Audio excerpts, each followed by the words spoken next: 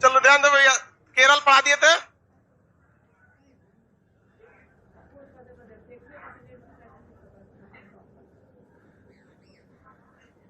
ये केरल की राजधानी तिरुवनंतपुरम का पुराना नाम क्या था?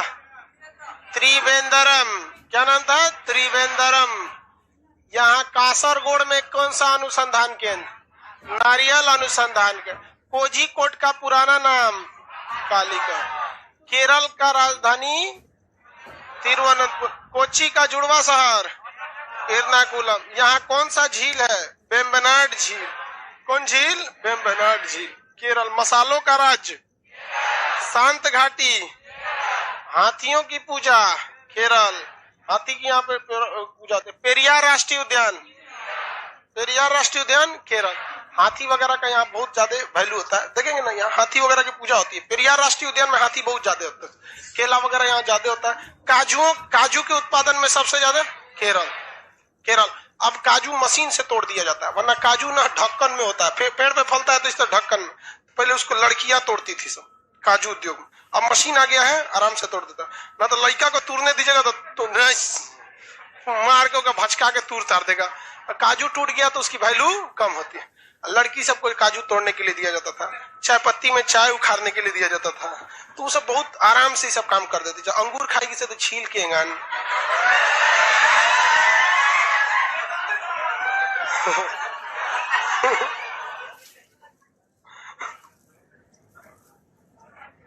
ये वाला राज्य बोलिए तो? ये तमिलनाडु। कौन सा राज्य है? तमिलनाडु। भारत का सबसे उत्तरी राज्य? जम्मू कश्मीर। सबसे दक्षिणी राज्य? तमिलनाडु। हालांकि इसके भी दक्षिण में अंडमान निकोबार है, बट अंडमान निकोबार राज्य नहीं है, केंद्र शासित प्रदेश।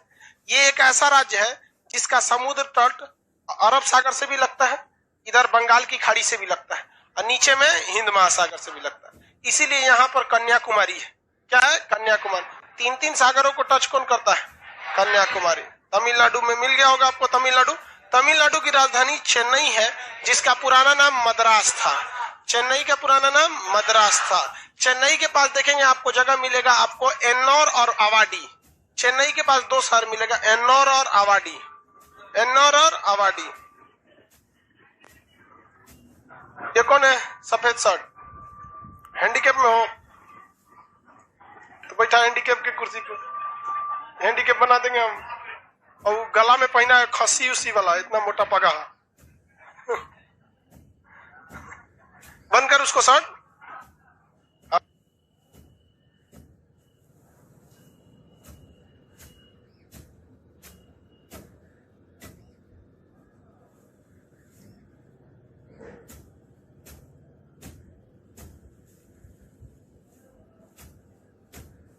मिल गया अवार्डी वगैरह सारा। लड़का लोग बंद उन करके आया कर, ऐसे खोल लेगा ला रहने के लिए। देखा यहाँ है, अच्छा भाल है यहाँ पे। सब पुराना जमाना हो गया, अमिताभ बच्चन के समय का ऐसा फैशन था।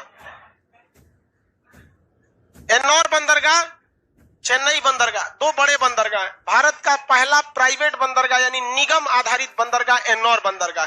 निगम आधारित बंदरगाह उसे को कहा जाता है क्या जी? मतलब जो किसी कंपनी को हैंड ओवर कर दिया जाता है। एक कॉर्पोरेशन, एक बड़ी कंपनी बना दिया जाता है, उसी को कहते हैं निगम। निगम क्या होता है? कारपोरेट।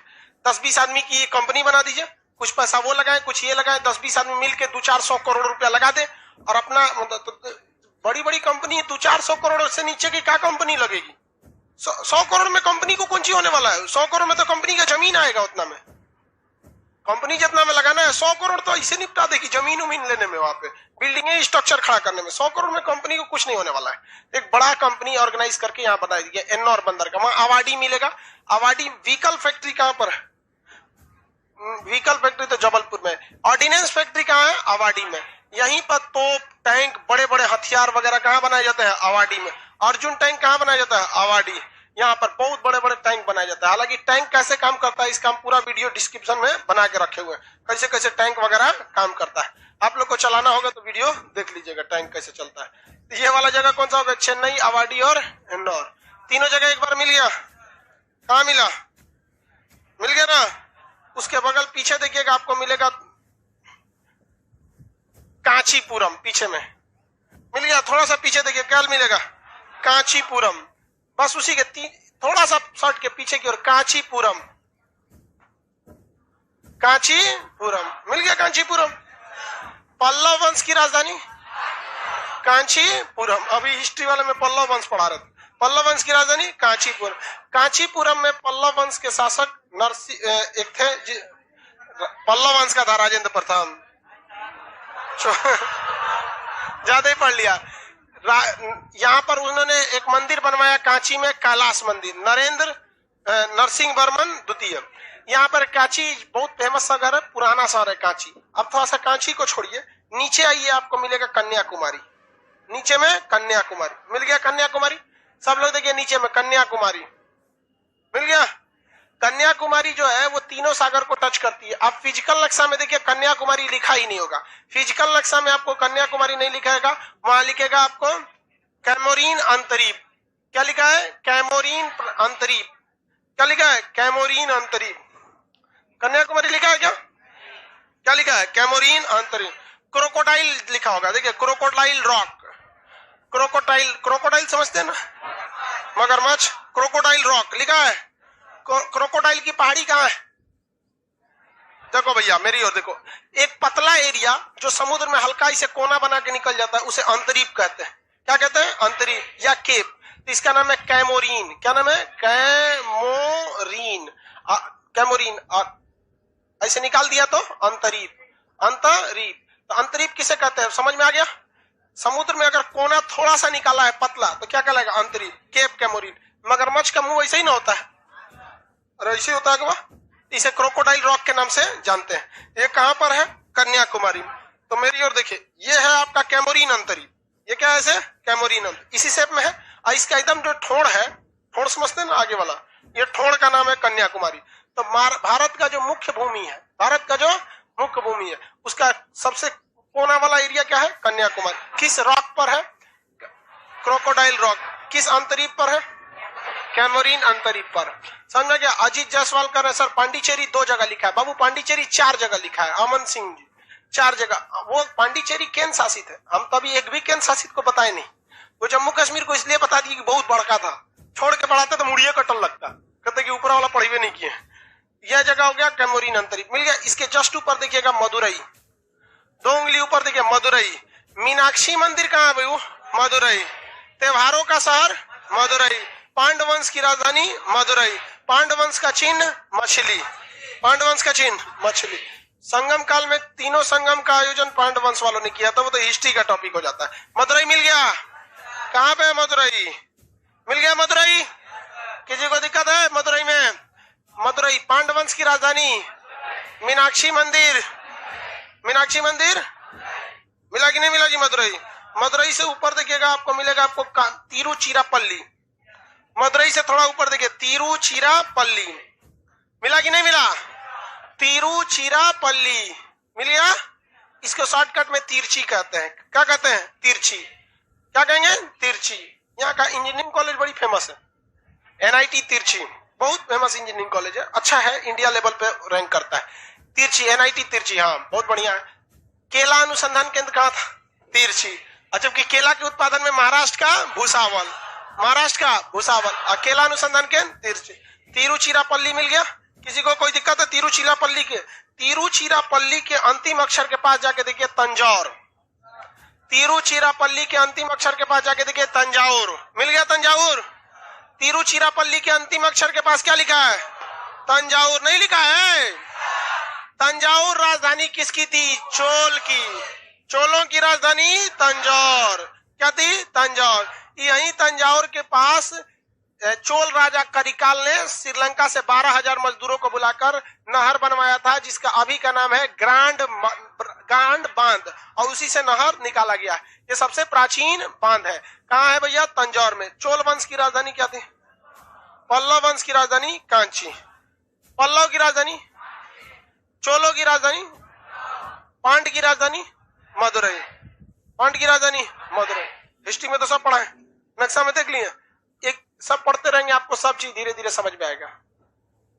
सर ये कौन बेवकूफ है? राजू कुमार, स्पीड बढ़ाने का ऑप्शन नहीं आ रहा है। सब एकदम, इस सब के लिए 4G बना ही नहीं था। आगे बढ़े, तंजौर मिल गया, आगे बढ़ जाते हैं। तंजौर में किसी को दिक्कत नहीं, तिरछी भी मिल ही गया होगा आप लोग को, तंजौर भी मिल गया। वापस आइए तिरुचिरापल्ली पर। तिरुचिरापल्ली आ गए। तिरुचिरापल्ली के पहला अक्षर से थोड़ा ऊपर देखिए सेलम। तिरुचिरापल्ली के पहला अक्षर से ऊपर देखिए सेलम मिल गया। तिरुचिरापल्ली के पहला अक्षर से ऊपर सेलम, अंडरलाइन कीजिए, सेलम ऊपर है। तिरुचिरापल्ली का पहला अक्षर है, वहां से 2 उंगली ऊपर कौन सा जगह है? सेलम। स्टील उत्पादन के लिए कौन सा प्रसिद्ध जगह है? सेलम। मिल गया सेलम। स्टील उत्पादन के लिए कौन जगह है? सेलम। सेलम में स्टील का उत्पादन ज्यादा मात्रा में होता है। मेरी और सब लोग ध्यान दीजिए, ये जगह कौन सा है? सेलम। सेलम के इस साइड में जाके देखेंगे तो उडगम मंडलम, एकदम इस साइड केरल साइड में जाके उडगम मंडलम मिल गया। उडगम मंडलम नहीं मिला? उडगम मंडलम, उडगम मंडलम, वहां कलम से लिख लीजिए ऊटी। क्या लिख लेंगे? ऊटी। उडगम मंडलम को शॉर्टकट में क्या कहते हैं लोग? ऊटी। ये बहुत ही फेमस हिल स्टेशन है। हिल स्टेशन मतलब समझते हैं? पहाड़ी जगह है, वहां लोग छुट्टी मनाने जाता है। सीबीएसई बोर्ड वाला का छुट्टी होता है ना, तो कहा इधर उधर पहाड़ वहाड़ पे घूमने जाता है सब। हो गया, हिंदी मीडियम वाला घूमने जाएगा सब, ननिहाल चल जाएगा सब, नहीं तो टकला हो जाएगा सब, बस छुट्टी खत्म उन सब, नानी घर चल जाता है सब। ये जगह कौन सा हो गया? ऊटी। ऊटी को क्या कहता है? उडगम मंडलम, उडलम मंडलम, ऊटी। किसी को कोई दिक्कत नहीं है? ऊटी पहाड़ी क्षेत्र है, बहुत बेहतरीन। ऊटी के नीचे देखिएगा कोयम्बटूर, ऊटी के नीचे कोयम्बटूर। ऊटी के नीचे क्या है? कोयम्बटूर, कोयम्बटूर। किसी को कोई दिक्कत? यही ममता कुमारी कौन लिख रही है अपना नंबर वहां पे? ब्लॉक करो उसको, काली नंबर लिख रही हूँ।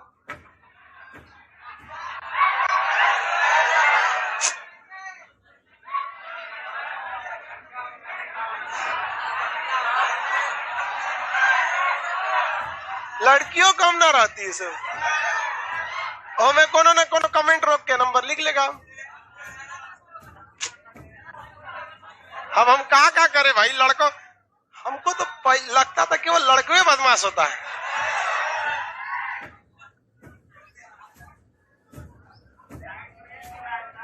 चलो ध्यान दो। अरे गधा सब तू लोग अपने में बतियाने लगता है, नहीं दिखता है कि सामने हमको भी दिखाई दे रहा होता है यहाँ।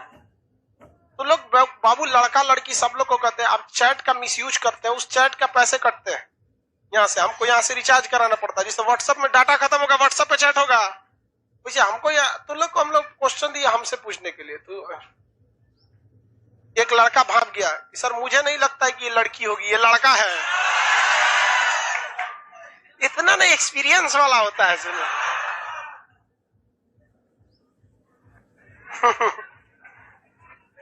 मिल गया कोयम्बटूर, मिला कोयम्बटूर। सूती वस्त्र के लिए कौन सा जगह प्रसिद्ध है?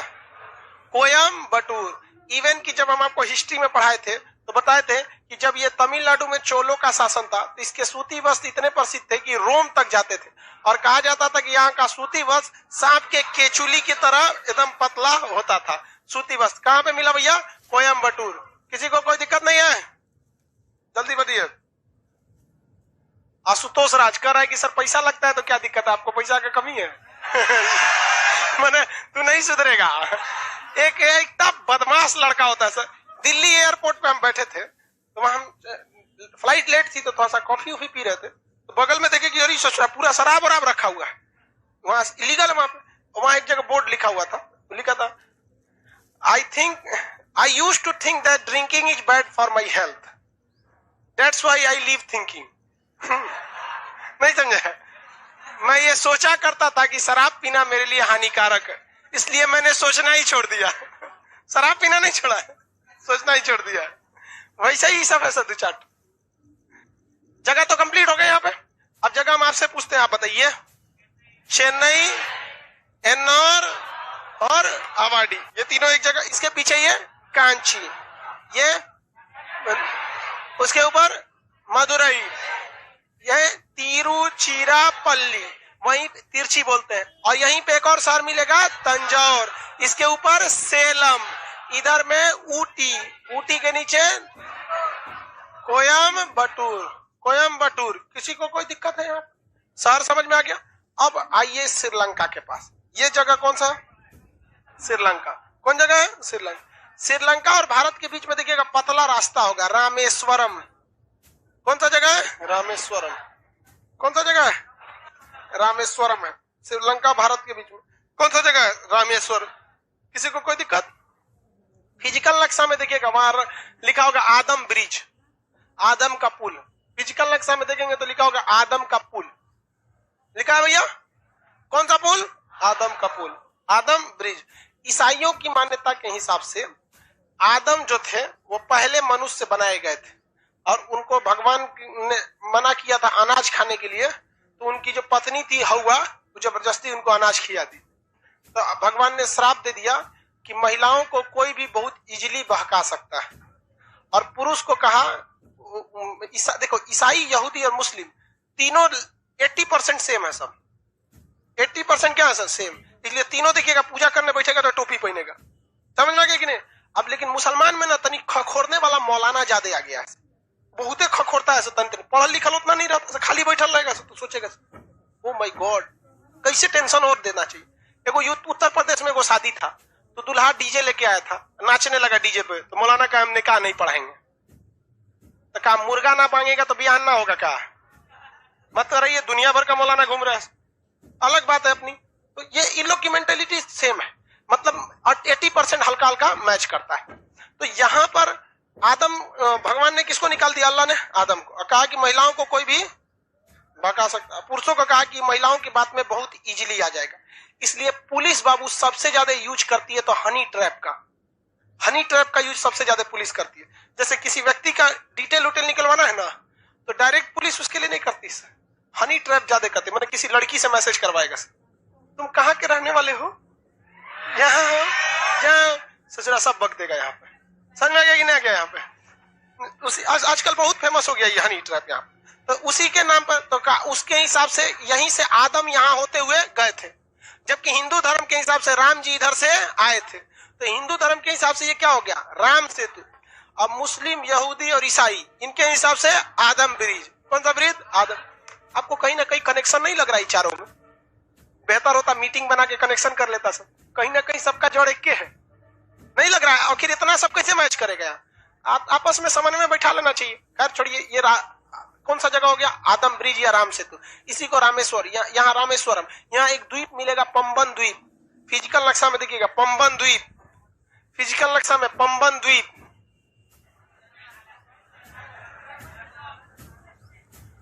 नहीं मिला? पंबन चैनल लिखा है, समुद्र के बीच के चौड़ा रास्ता को चैनल कहते हैं। पंबन द्वीप या पंबन चैनल, पंबन द्वीप के पास ही पंबन चैनल। यहाँ किसका जन्म हुआ था? एपीजे अब्दुल कलाम। रामेश्वरम किस भगवान के लिए प्रसिद्ध है? शिव जी के लिए। साउथ में राम जी का, कृष्ण जी का उतना वैल्यू नहीं है। यहाँ ज्यादा वैल्यू किसका है? महाकाल, शिव जी का। यहाँ ज्यादा लोग शैव धर्म को मानते हैं ना, शिव जी के ज्यादा वैल्यू। जबकि उत्तर भारत में देखेंगे तो शिव जी का है यहाँ पे भी शिवरात्रि और सावन में।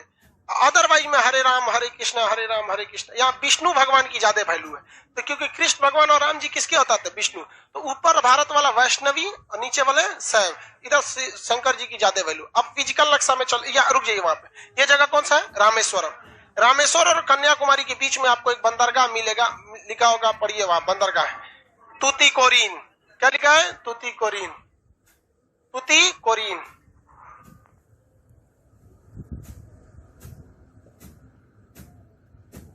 हो गया? किसी को कोई दिक्कत है? एक कह रहा है कि सर आदम ब्रिज का नाम काट के आराम सेतु रख दे। नहीं बबुआ, दोनों क्वेश्चन पूछता है। आदम ब्रिज कहाँ है, राम सेतु कहाँ है, दोनों पूछता है। मिल गया तूतीकोरिन। भारत का सबसे कम गहरा बंदरगाह तूतीकोरिन। आप फिजिकल में देखिए तो वहां गहराई ज्यादा दिख रही है, कम गहराई क्या है? कम। वहां पानी बहुत कम गहरा है। वहां आप पैदल घुस जाएंगे समुद्र में 1-2 किलोमीटर, तो इतने पानी आता है। यहाँ पे जाइएगा तो बहुत, अभी ना कि चल जाए हमारे कहने पे, पता चला हुआ कहीं गढ़ा उड़ा होगा तो अचाक चल जाएंगे अंदर, लेकिन यहाँ ज्यादा गहराई नहीं है। अब खुद सोचिए ना, इतना कम गहराई है कि पानी वाली बड़ी मीडियम साइज की भी जहाज जाएगी तो उसका पेंदी लड़ जाएगा, मीडियम साइज की भी। तो यहाँ बहुत कम गहराई है। तो इसलिए नौसेना ने सलाह दिया था भारत सरकार को कि इसकी गहराई को क्या कर देना चाहिए? बढ़ा देना चाहिए। इसकी गहराई को खोद खाद के क्या करना चाहिए, बढ़ाना चाहिए, ताकि नौसेना की जहाजों को जाने में दिक्कत ना हो, किसी को दिक्कत। ये राम सेतु वगैरह का काम हो गया। फिजिकल नक्शा में देखिए कन्याकुमारी, फिजिकल नक्शा में पढ़िए कौन सा जगह, कन्याकुमारी मिल गया। फिजिकल नक्शा में कन्याकुमारी मिला। उसके ऊपर कौन सा रॉक है, क्रोकोडाइल रॉक मिल गया। क्रोकोडाइल रॉक, क्रोकोडाइल रॉक मिला। लाइव वाले सारे लोग, क्रोकोडाइल रॉक मिल गया। उसके ऊपर देखिएगा आपको मिलेगा कार्डेमम की पहाड़ी। कौन सा जगह, कार्डेमम की पहाड़ी मिल गया। कार्डेमम की पहाड़ी नहीं मिला, कार्डेमम की पहाड़ी। उसके ऊपर इलायची की पहाड़ी, कार्डेमम के ऊपर इलायची की पहाड़ी, कार्डेमम की पहाड़ी, उसके ऊपर इलायची की पहाड़ी मिल गया। कार्डेमम की पहाड़ी और इलायची की पहाड़ी। इसके ऊपर मिलेगा आपको अन्ना मलाई की पहाड़ी। इलायची की पहाड़ी के ऊपर अन्ना मलाई की पहाड़ी, इलायची के ऊपर अन्ना मलाई की पहाड़ी मिल गया। अन्ना मलाई की पहाड़ी की सबसे ऊंची चोटी का नाम है अनाई मूडी। क्या नाम है, अनाई मूडी। देखो मेरी ओर, ये पहाड़ी का नाम है अन्ना मलाई, और इस अन्ना मलाई की सबसे ऊंची चोटी अनाई मूडी। तो किसी चीज का मूडी ऊपर होता है, तो अन्ना मलाई की सबसे ऊंची चोटी अनाई मूडी, अनाई मूडी। दक्षिण भारत की ये सबसे ऊंची चोटी भी यही है। आप इसकी ऊंचाई बताइए। हाँ, 2695 सही है। अन्ना मलाई मिल गया। कहाँ मिला अन्ना मलाई, हाथ रखिए। अन्ना मलाई, अन्ना मलाई की आप 2 उंगली पश्चिम पूरब दिशा में जाएंगे तो सेवराय और पालिनी की पहाड़ी। उसके बगल में देखिए सेवराय और पालिनी की पहाड़ी मिला। सेवराय और पालिनी की पहाड़ी नहीं मिला बाबू, पालिनी मिल गया। पालिनी के बगल में सेवराय की पहाड़ी। उसके ऊपर देखिए तमिलनाडु जहां लिखा है, उसके ऊपर जहां लिखा है तमिलनाडु, उसके ऊपर पढ़िए क्या लिखा है, सेवराय की पहाड़ी। यहां देखो बाबू, ये जगह है पालिनी की पहाड़ी, यहाँ पे लिखा होगा इसे तमिलनाडु, इसके ऊपर लिखा होगा सेवराय की पहाड़ी। कौन सी रहा है, सेवराय की पहाड़ी। सेवराय की पहाड़ी मिल गई। किसी को दिक्कत सेवराय की पहाड़ी में? तीनों पहाड़ी कहाँ है, सब तमिलनाडु। सेवराय की पहाड़ी तमिलनाडु। सेरूमलाई के भी ऊपर होगा, सेरूमलाई के ऊपर है सेवराय की पहाड़ी। वापस आइए पालिनी की पहाड़ी, आगे पालिनी की पहाड़ी, पालिनी की पहाड़ी। मलाई का मतलब क्या होता है, खाने वाला? नहीं रे बेवकूफ, नाम है वहां पे। मिल गया। आगे आप पालिनी की पहाड़ी, उसके ऊपर पड़िए आपको अन्ना मलाई। अन्ना मलाई के 2 उंगली ऊपर नीलगिरी की पहाड़ी। अन्ना मलाई के 2 उंगली ऊपर नीलगिरी की पहाड़ी। अन्ना मलाई के 2 उंगली ऊपर नीलगिरी की पहाड़ी। कौन सी पहाड़ी, नीलगिरी की। अब भैया नीलगिरी की पहाड़ी तीनों राज्य में आ जाता है। देखिए मेरी ओर, यह है नीलगिरी की पहाड़ी का एरिया। केरल में भी चला जाएगा, कर्नाटक में भी, तमिलनाडु, ज्यादा एरिया तमिलनाडु में आता है। नीलगिरी की पहाड़ी की सबसे ऊंची चोटी देखिए,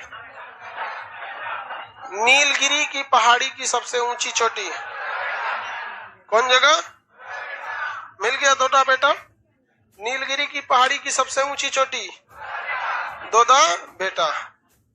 मेरी ओर अब ध्यान से देखिए, आपको यूनियन टेरिटरी छोड़ के बाकी हम स्टेट्स के बारे में बता दिए।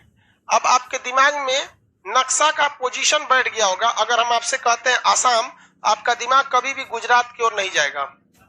ये जाता है अभी भी, किसी का चला जाता है अभी? लड़की सब उसके नहीं पूछ रहे थे हम, उन लोग का कभी चला जाएगा। पूछ रही कि सर अभी भी चला जाता है। यहाँ देखो दर्रा में है पाल घाट और भोर घाट दर्रा, वो दर्रा पढ़ाएंगे तब बताएंगे नीचे। अभी कंप्लीट वो सब चीज थोड़ी बताए आपको, स्टेट वगैरह बता दिए यहाँ पर, किसी को कोई दिक्कत नहीं है। अब बच गया यूनियन टेरिटरी, जिसमें लक्षद्वीप आएगा, अंडमान निकोबार आएगा, पांडिचेरी आएगा, दादरा नगर हवेली, दमन द्वीप, ये सब और चंडीगढ़, ये सब चीजें आएंगे सब यहाँ पर। किसी को कोई दिक्कत नहीं है ना। मटेरियल खोलिए, पहले भरवा दे फिर आगे बताते हैं। मटेरियल खोलिए। तमिलनाडु, तमिलनाडु भरवाना है कि केरल,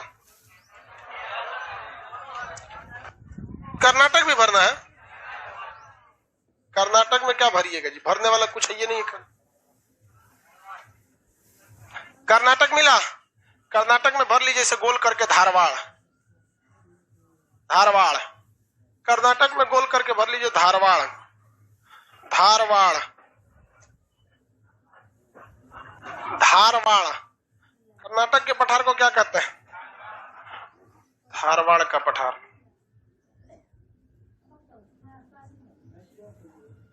कर्नाटक के पठार को क्या कहेंगे? धारवाड़ का पठार। हो गया। उसके नीचे कौन राज्य है? तमिलनाडु। तमिलनाडु में तो आपको अच्छा खासा भरना पड़ेगा, क्योंकि यहाँ पहाड़ी वगैरह बहुत ज्यादा है सब तमिलनाडु में। तमिलनाडु में बताओ बबुआ, ये पहाड़ी कौन सी होगी? इलायची, ये अन्नामलाई, सबसे ऊपर में नीलगिरी, ये पालिनी, ये शिवराय। शिवराय, एस पर शिवराय, पी से पालिनी, एन से नीलगिरी, ए से अन्नामलाई, सी से कार्डेमम। कार्डेमम को ही हिंदी में इलायची कहा जाता है। इलायची दो जगह लिख दिया होगा। पहाड़ और पहाड़ी में क्या अंतर होता है? थोड़ा सा अंतर होता है बबुआ। 1000 मीटर से ऊपर पर्वत, उसके नीचे पहाड़ या पहाड़ी। चैप्टर है आपका पहाड़ पहाड़ी, आगे बता देंगे। नदी के बारे में, तमिलनाडु के नदियों के बारे में नहीं बताए, तो महाराष्ट्र के नदियों के बारे में बताए थे क्या? नदी आप मटेरियल घर पे नहीं पढ़ते हैं, उसको पलटिएगा 4-5 पेज ना, तो लास्ट में आपको नदी एगो चैप्टर है, ठीक है? तो जब चैप्टर आएगा तो नदी बता। अभी हम आपको कुछ टॉपिक ही नहीं बताए, अभी हम आपको बस लोकेशन बताएं कि बबुआ तनी ध्यान लो, यही ये चीज आने वाला है। बन गया ये? चलिए, उसके बगल में कौन जगह है? केरल। केरल हो गया। केरल में कुछ नहीं भरना है आप। ये पहाड़ बोलिए तो कौन सा है? पश्चिमी घाट। ये पूर्वी घाट, दोनों मिल जाते हैं नीलगिरी पर। उसके नीचे अन्नामलाई और नीचे कार्डेमम या इलायची, इधर सेवराय और पालिनी की पहाड़ी। हो गया। भारत पहले अखंड भारत के नाम से जाना जाता था। किस नाम से जाना जाता था? अखंड भारत में म्यांमार और अफगानिस्तान भी भारत के हिस्सा थे।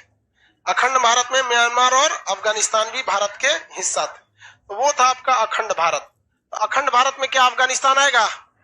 पाकिस्तान, भारत, नेपाल, भूटान, बांग्लादेश, म्यांमार, श्रीलंका नहीं, श्रीलंका नहीं। ये क्या हो गया भैया? अखंड भारत। क्या था? अखंड भारत। जब हम टुकड़ों में नहीं टूटे थे तब, लेकिन जैसे हम लोग टुकड़ों में टूटना चालू हो गए, म्यांमार गया, भूटान गया, बांग्लादेश गया, पाकिस्तान गया, अफगानिस्तान गया, श्रीलंका तो पहले ही ना था, क्या बच गया? भारत। क्या बच गया?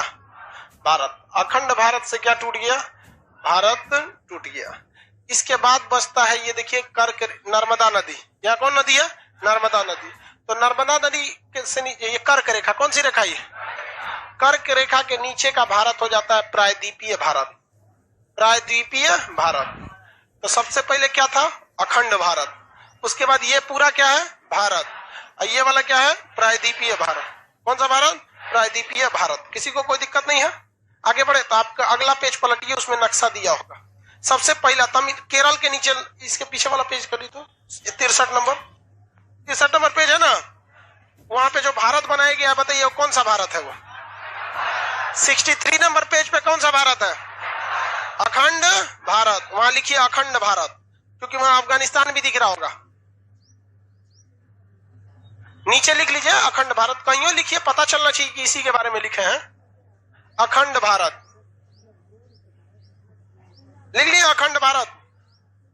पहला जो 63 नंबर पेज पर नीचे नक्शा है वो कौन सा है? अखंड भारत।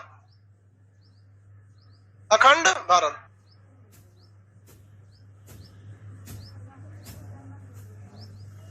अखंड भारत मिल गया। अगला पेज पलटिए, 64 नंबर पेज। लाइव वाले आप लोग भी पलटिए जल्दी जल्दी। 64 नंबर पेज, 64 नंबर। कौन सा भारत है? भारत। स्वतंत्र भारत लिखिए, ऊपर में लिख लीजिए स्वतंत्र भारत, ऊपर में स्वतंत्र भारत।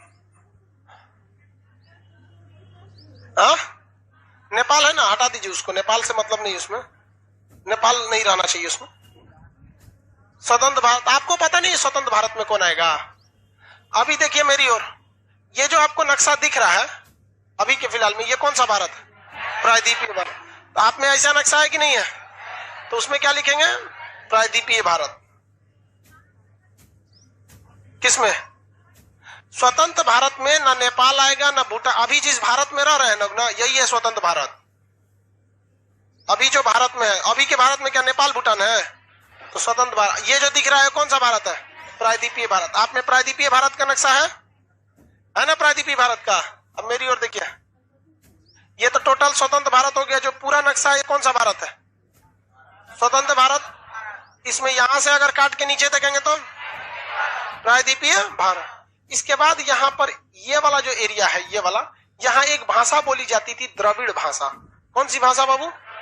द्रविड़ भाषा। इस द्रविड़ भाषा में 4 हिस्से हो गए, आगे जाके 4 हिस्सा होगा। इसी से निकला कन्नड़ भाषा, इसी से निकली तेलुगु भाषा,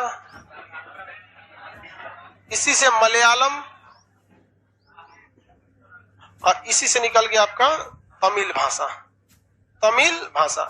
आगे जाकर इन लोगों ने अपनी भाषा के आधार पर अपना अपना राज्य बांट लिया। पहले ये सारी भाषाएं एक थी, राज्य भी एक था। भाषाई आधार पर अलग होने वाला पहला राज्य आंध्र प्रदेश था, जहां की भाषा तेलुगु थी। तो ये नीचे वाला भारत कौन हो गया? द्रविड़ भारत। कौन सा भारत? द्रविड़ भारत। तो द्रविड़ भारत लिख लीजिए। सबसे नीचे कौन सा भारत है आपका? द्रविड़ भारत। नक्शा में सबसे लास्ट नक्शा कौन सा है? लास्ट नहीं, उसके ऊपर जो जिसमें 4 राज्य दिख रहे होंगे, द्रविड़ भारत। हाँ लिखो द्रविड़। प्रायद्वीपीय भारत के पास कौन सा भारत? द्रविड़ भारत। मिल गया।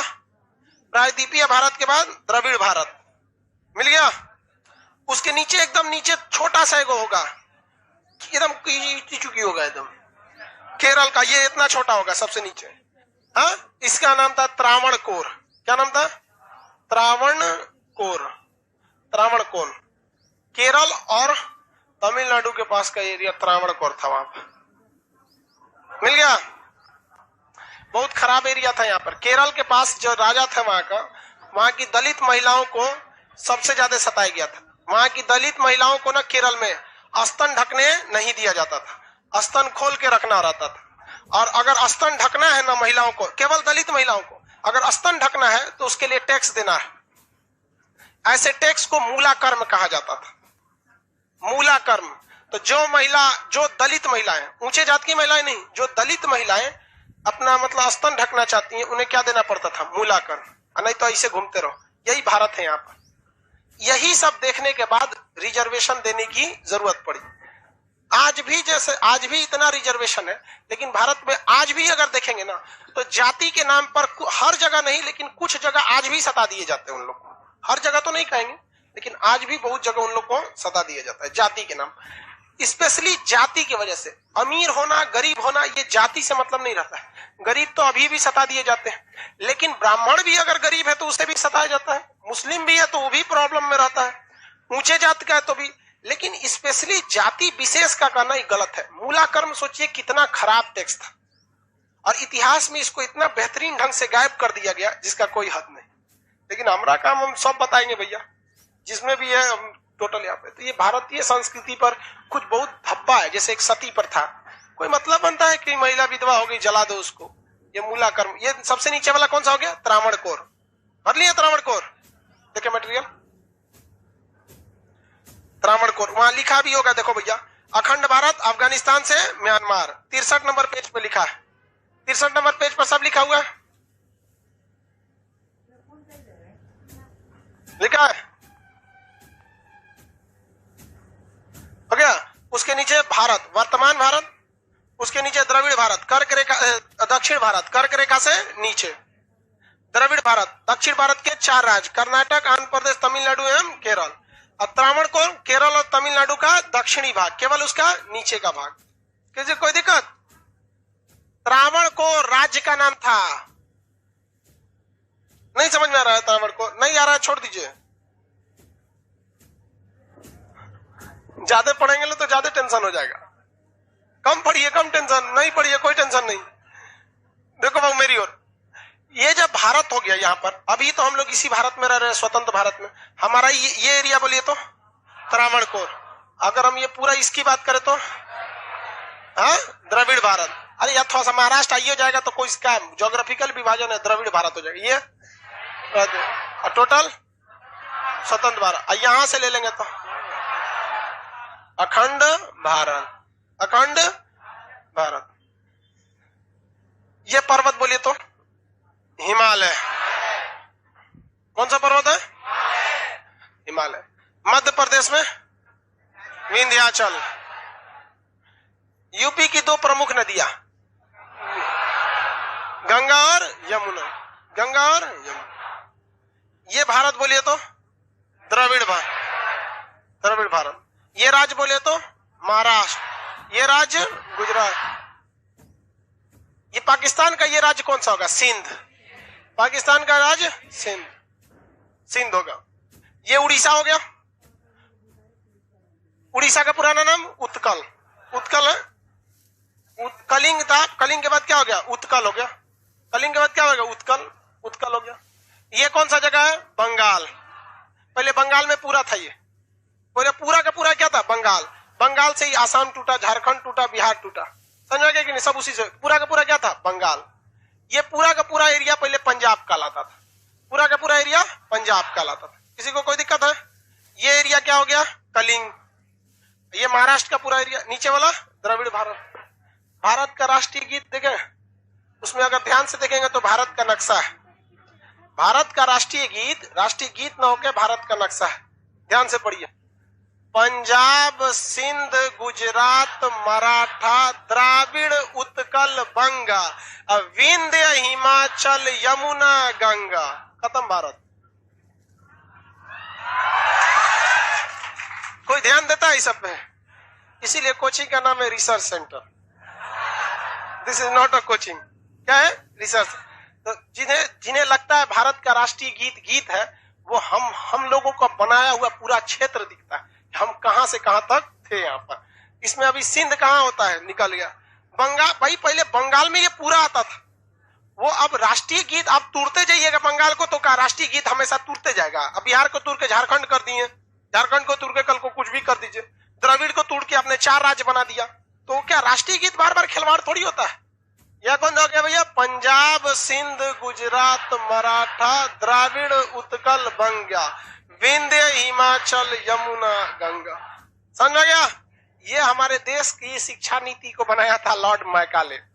उस हरामी के बच्चे ने ऐसा सिस्टम कर दिया, उसने कहा कि स्टूडेंट को कुछ बोलो ही नहीं, एक ऐसा नीति बनाओ कि जिससे टीचिंग में ऐसे लोग आ सके जिन्हें खुद रूट तक पता नहीं है। क्योंकि अगर किसी चीज को बर्बाद करना है ना, तो सबसे पहले उसकी शिक्षा व्यवस्था को बर्बाद कर। तो लॉर्ड मैकाले ने ऐसा बहाली निकालना चालू किया टीचिंग में जिसको कोई मतलब नहीं। और हर चीज पे देखेंगे ना, दुनिया का किसी भी चीज के पोस्ट को आप जान सकते हैं। आपके सामने दरोगा खड़ा है या एसपी, बता सकते हैं कि नहीं? आराम से।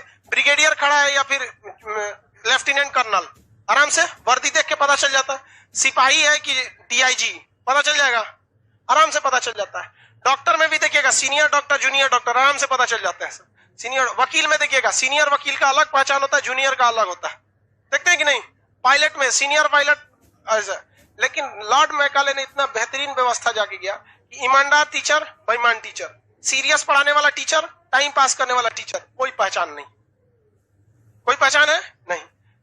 हमारा हिसाब से अगर हमसे कोई पूछता, हर टीचर का यहाँ एक बैच लगवा देते हैं। A grade, B grade, C grade, D grade. समझ में आ गया? और जो आपका ग्रेड है, वो ग्रेड का डिसाइड महीने के लास्ट में लड़के करेंगे। एक छोटा सा मशीन आएगा, मशीन में कौन चीज छोटा? ईवीएम पूरे देश में आ सकता है, एक तो छोटा सा कॉलेज में नहीं आ सकता इतना छोटा। हर स्कूल के जैसे मान के चलिए कोई मैट्रिक का लड़का है, तो मैट्रिक में कुल 7 से 8 घंटी चलता होगा। कितने घंटे की पढ़ाई होती है?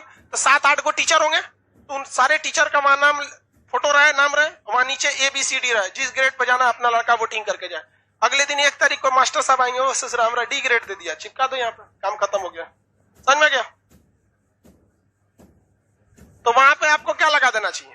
D grade. अब जिस टीचर को लगा रहेगा नहीं यहाँ डी ग्रेड, अब उसको शर्म लगेगा कि नहीं? और हर जिस तरह गाड़ियों पे नंबर प्लेट जरूरी है, उस तरह टीचर का नंबर प्लेट रहना चाहिए, किस ग्रेड के हैं आप। बच्चों के साथ खिलवाड़ बचा के रख दिया है लोगों ने। अजीब हाल है यहाँ पे। बहुत बड़ी रिस्पॉन्सिबिलिटी होती है टीचर के ऊपर। ये इतना बड़ा क्लासरूम, इस बात का चीख चीख के गवाही देता है कि मैट्रिक और इंटर में आपके टीचरों ने आपके साथ बेईमानी दगाबाजी किया है, वरना यहां बैठने की कोई जरूरत नहीं थी।